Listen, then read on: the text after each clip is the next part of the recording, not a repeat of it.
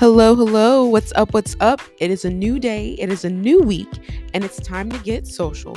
My name is KaVonna, and welcome to the Introvert's Social Hour. Today, as you know, first off, I'm a story lover. I love a good story, whether it's a book, a movie, a TV show. And this summer, we are getting a lot of stories in regards to big box office movies. And I would not be true to myself if I didn't talk about The Little Mermaid, the live action movie that dropped this year, this summer.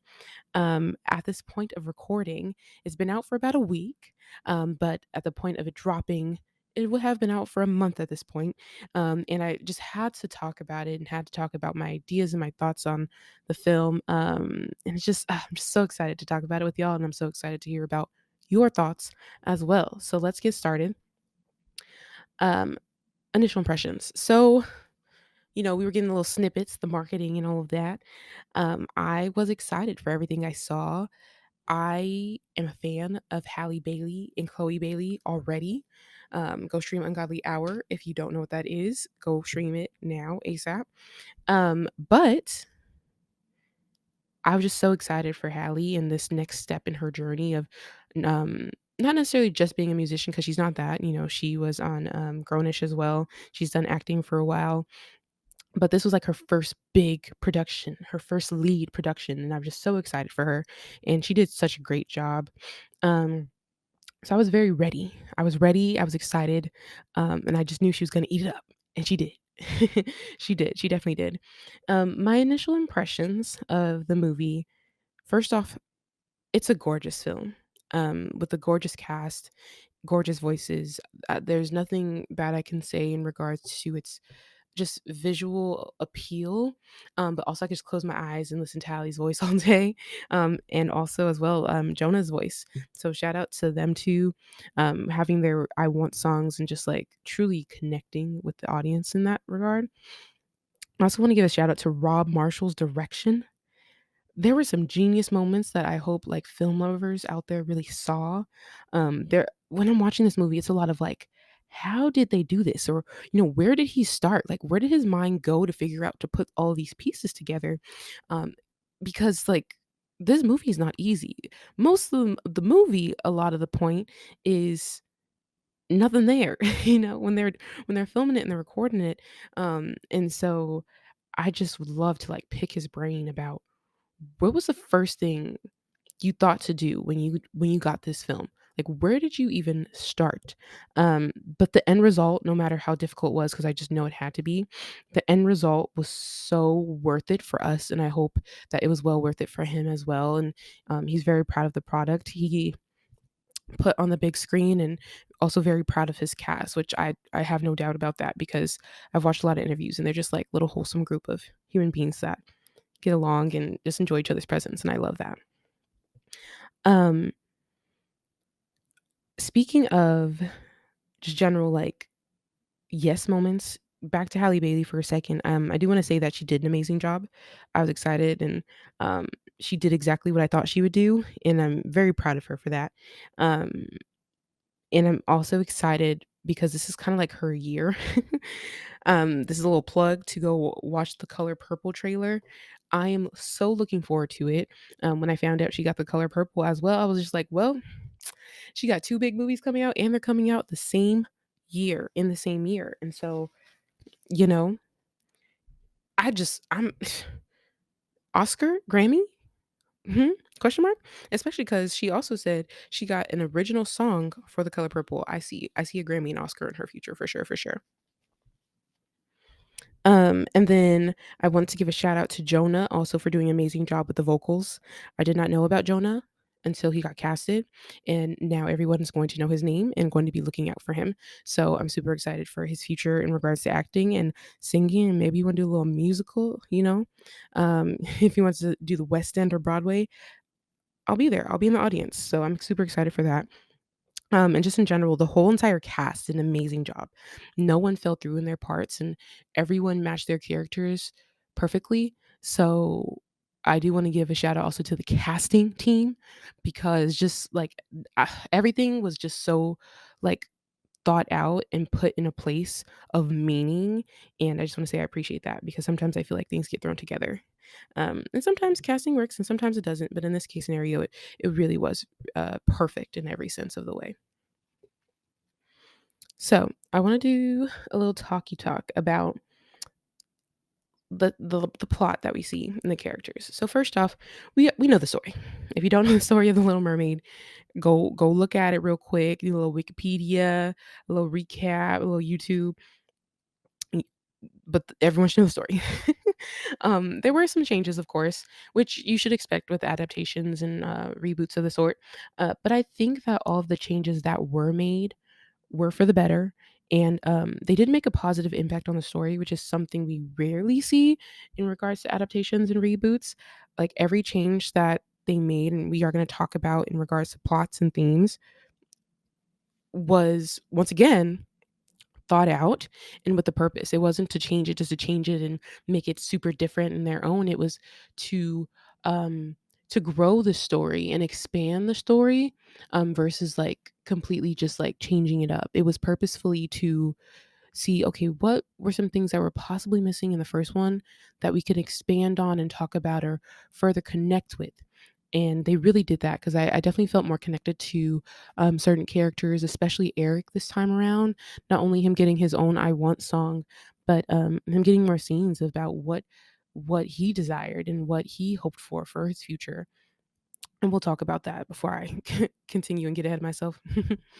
But in regards to the main themes, the themes that are explored in this film, some of my favorites and some of the ones that we already know, of course, are like the idea of adventure and wanting to be free and explore the life that they have always explored the life outside of the one that they have always been a part of. And as someone who's been on the move for a while now, I can relate to that in a sense of that was me that being a child and just ready to find something new and you know I had moved to San Diego and then I moved to New York and um I'm yeah, I could see myself possibly moving somewhere else, you know, just wanting to keep exploring and finding new things to fall in love with. And in this case scenario, Ariel and Eric also ended up falling in love with each other, but it was more about once again their connection. And I love that they emphasize the idea of wanting to be a part of something different, new, and something that was fascinating to them, and not just fascinating, but also important. Like it was a mission of the heart. To put it in a more better perspective, it truly was a mission of the heart of I want this for me wholeheartedly. And it wasn't about, oh, I love this idea and oh, I'm just gonna go to it because ooh, it looks so nice and pretty. It was truly something more, and I like that idea.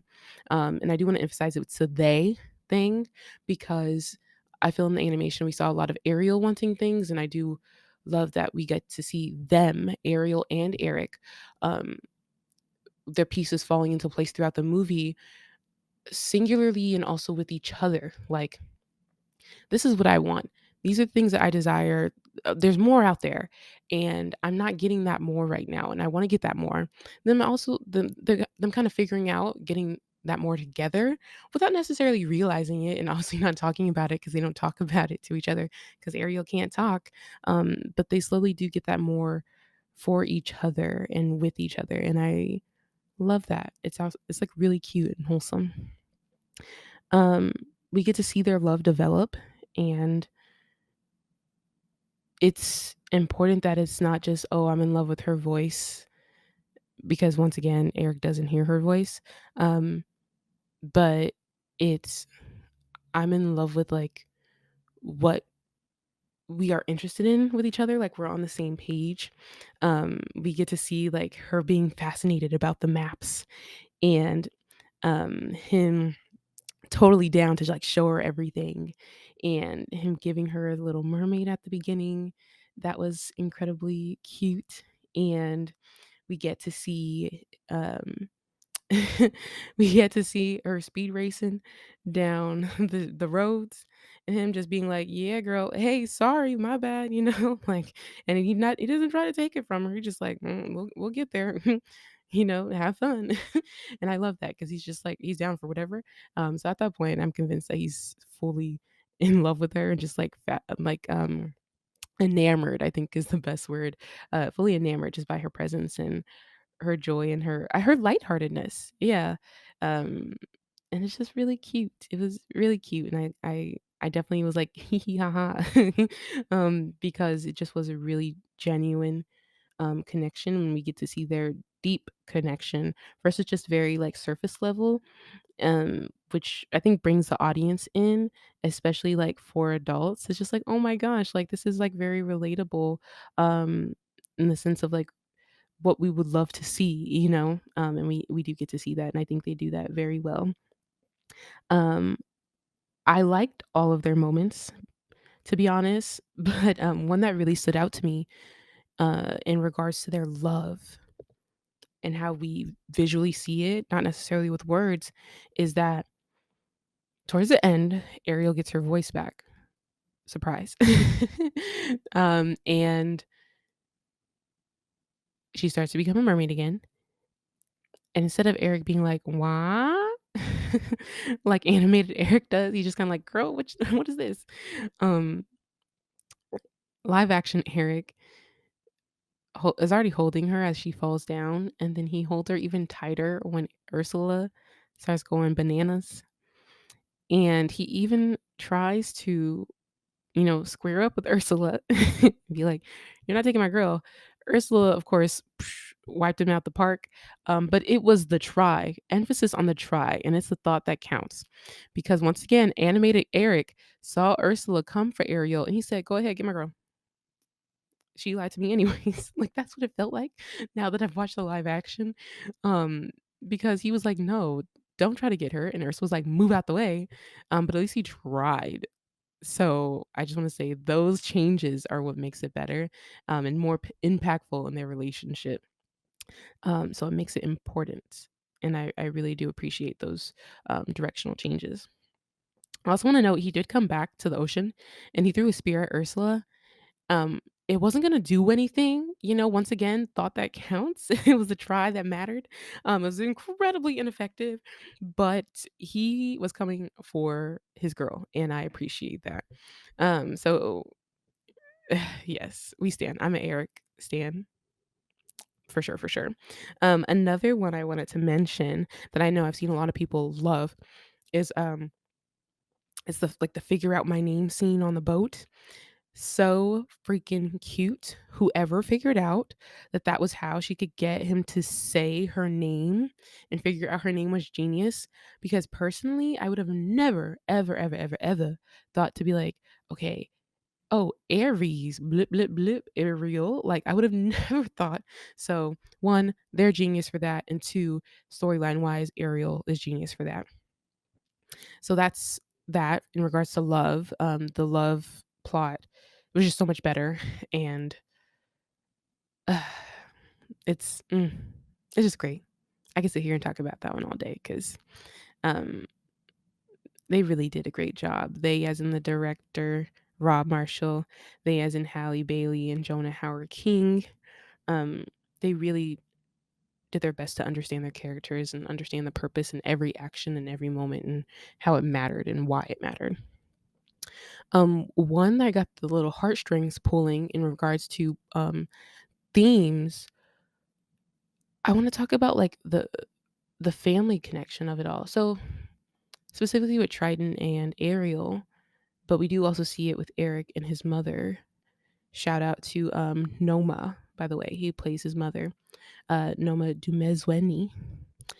Um, but back to Ariel and Triton, the moment at the end that was really beautiful and got little heartstrings. I didn't cry. I'm not much of a crier, but it was definitely close. um, she says first, "Thank you for hearing me." And he says, "You shouldn't have had to give up your voice to be heard." Oh my gosh. That was was just like, let me say that again. You shouldn't have had to give up your voice to be heard. And that just connects to me on so many levels. Not that I've given my voice away physically, but sometimes, if you could relate to like quieting yourself, in a sense of kind of like necessarily like giving up or trying other routes that maybe weren't the smartest for you and you're aware of that. But it just was, oh man, like that moment. And if you've ever had, like, if you've ever been like hurt by a parent, which, it happens, um, because sometimes, parents think they're doing the best and sometimes their choices aren't the best ones. Like Dryden thought he was doing the right thing and he definitely wasn't. Um, but if you've ever been hurt by a parent and then that moment when they finally hear you and they finally listen to you and they finally understand you, that is just such a significant moment. And it really,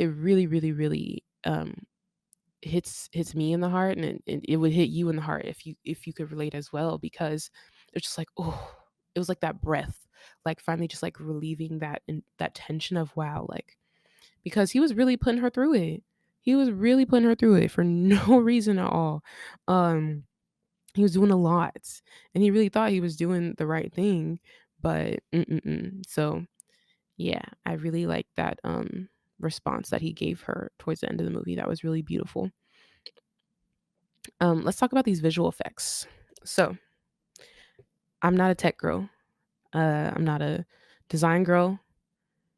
As far as like high science level, I'm very like basic beginner. You know what I'm saying? But I do want to say that I enjoyed it and it was incredibly beautiful. In regards to like the underwater scenes and effects on that, I commend every single person who was a part of that team.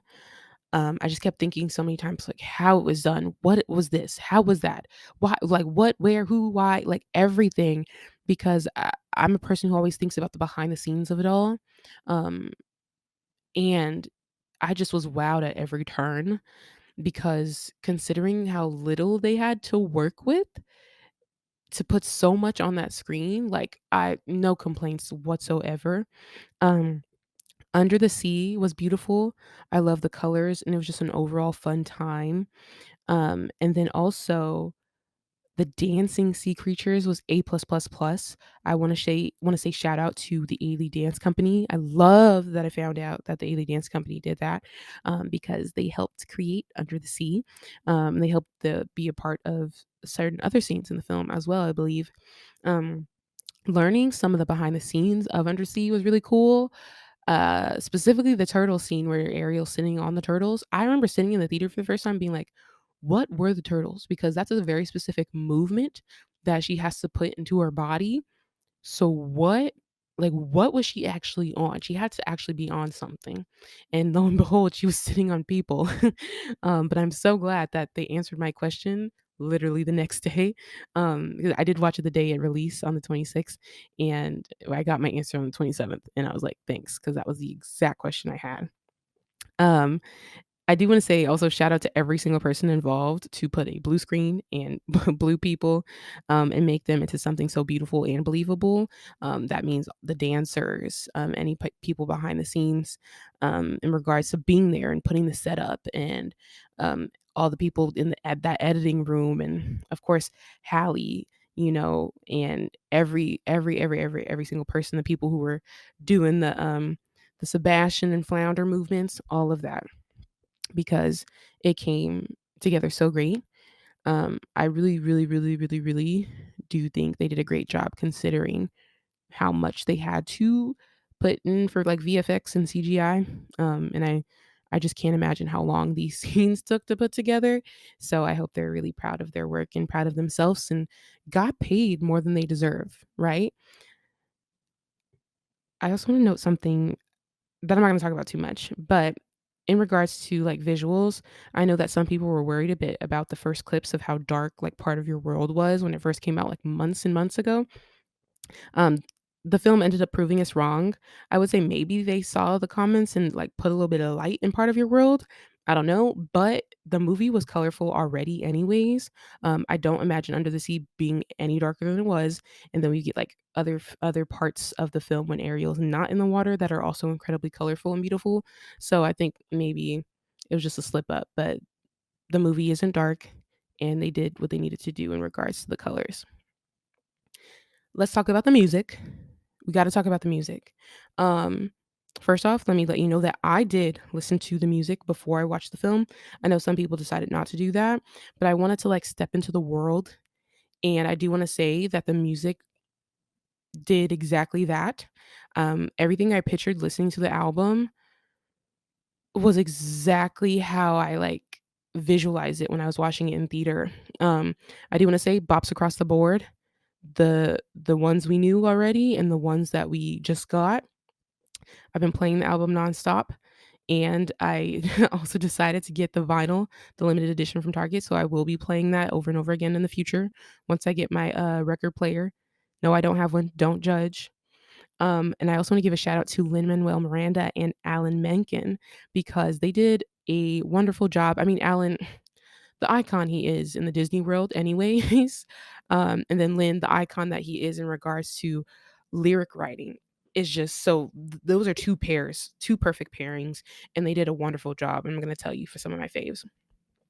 So for one, Part of Your World, Hallie did her thing, Hallie did her thing, Hallie did her thing. I love the choices that were made and the changes that were made, and her decisions to really feel the music. Some people may or may not like them. I love them because I can really feel every emotion. I heard every emotion. I heard every word. I really heard the want in her song, which is it's an I want song, and I really felt connected to her desires. I want to talk about Wild Uncharted Waters. Jonah. Jonah did amazing as well. Once again, I told you I didn't know about Jonah before this, and he will be in the books forever. Jonah for Wild Uncharted Waters. I don't tell me if you disagree. Tell me if you disagree. But I think he's giving us a little angsty boy teen in love, and I love it. Um, kind of giving a little bit of Troy Bolton, but instead, like he's in Sardinia singing to the ocean instead of a pond. Like it's a vibe. Um, Jonah, once again, in the same aspect with Hallie, I felt every word and I felt every moment, and I wanted him to like not just sing to me because it was so beautiful, but I wanted Eric to get what he wanted. Like Ariel girl, come out of the water. Like, get your man. He is singing to you. He's singing for you. Like, if you don't come on, but obviously we know the plot. But he really, his one song was also it connected to us as people, and I thought it was very beautiful. Let's talk about For the First Time because fan bop, fan bop. This is my favorite song of the whole entire movie. What? Yeah, yes, yes. They did their thing. Lynn and Alan did their thing. Uh, I loved it when I first heard it. It was a favorite before I saw it. When I saw it visually, it took me out. Let's talk about one, how we get the song and we're in her head and we get a picture of her thoughts and her ideas and what she's thinking. Such a genius idea, Rob, to get a song like that. And then two, being able to get that directional perspective of like, ooh, we're in her head, ooh, we're out of her head. Now the music's just kind of in the background and being in and out of that series was really cool. Specifically the part where Eric's about to come up and she's like, he's coming through the doors, up the stairs, all of that. When we get that circular pan and we're now in like the shadow of her head and she's singing and oh, I'm feeling every moment once again from her and I want her to get what she wants and she's feeling every single word. And then we keep going in a circle, and finally we kind of slowly get out of it. And then she realizes she can't say what she wants to say. Ooh, ooh. So connecting with those words and that visual, A plus plus. That was my favorite directional decision from Rob of the movie. Getting a chance to be inside of her head and having that shadow effect and that circular pan of just like kind of like spiral. Um, in the speed of the song, it was just. Ugh, I could talk about that all day, but it's my favorite song and it's my favorite scene in totality throughout the movie. And then let's talk about Scuttlebutt. So I know what people are gonna say. Some people don't like it, some people do. But I will say that it's for the kids. Don't forget this is a kids movie, and the kids are gonna love it. I think Lynn did a great job in matching the vibe of Scuttle. Yes, I know it's like, oh, Lynn. I love Lynn. Yes, it's very Lynn song, but he did the right thing in regards to matching the vibe of Scuttle. It's catchy. and it makes sense for Scuttle and, the inputs of Sebastian. The Scuttle-Sebastian moment's very cute at the end. Um, and, I definitely see my little sister walking around calling people scuttlebutt, so I think it's a really cute, like, idea, and I think it works. And then also wanted to give a quick shout out to Vanessa's Trick. It's golden. It's a perfect Cyrus song. It fits so well. I have absolutely no notes, but wanted to give credit to Hallie for being super surprised at her being done so quick when recording it. I thought her sharing that moment was really cute. All right, let's see. So outside of music, I want to talk about some things that, in just general wrap up of the story. One, I love that they added more to Eric and who he is and why his story was important. That was a great decision. Um, Once again, we get to see why their friendship builds so much and why they start to fall in love, and I think that's incredibly beautiful. I love that we get to see more of like the familial connection, but I will say I don't like the idea that we didn't see as much of her sisters as I would have liked. I think we should have gotten a little bit more of her sisters. For sure, for sure. So maybe like in the future, like a little wink wink, or maybe they have some cutout scenes that we can get a little bit later. But I will say not like something that I can't stand about it. It's just like little, oh, we didn't see their sisters as much. Okay. Or her sisters as much.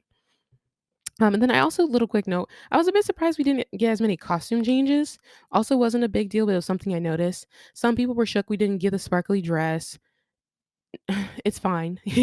And, for me, it just makes sense. I like the sentimental connection, and once again, we see that more in this film of like her blue dress. That has a meaning to her, and Eric leaving it back in the water and her coming back into it just makes so much more sense. I am surprised we didn't get a wedding dress style. I would be curious to know why. Now, am I expecting a puffy wedding dress? No, because Ariel would have gotten hot up in Sardinia like that in the sand and the water and stuff. But she could have had a little summer cute little white dress. I was a little bit surprised, but once again, not a big deal. So it's just something I noticed. Um, but yeah, those are my general thoughts on the film. I could talk about it all day.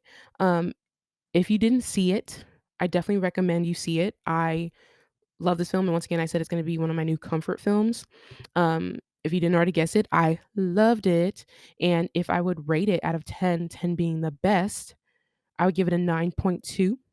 I definitely see myself watching it over and over again, and, no one can convince me otherwise about this film. No one. Absolutely no one. I love it, and it's not going away, and if you hate it, it's okay. Just don't tell me that you hate it. Don't mess up my vibes, you know?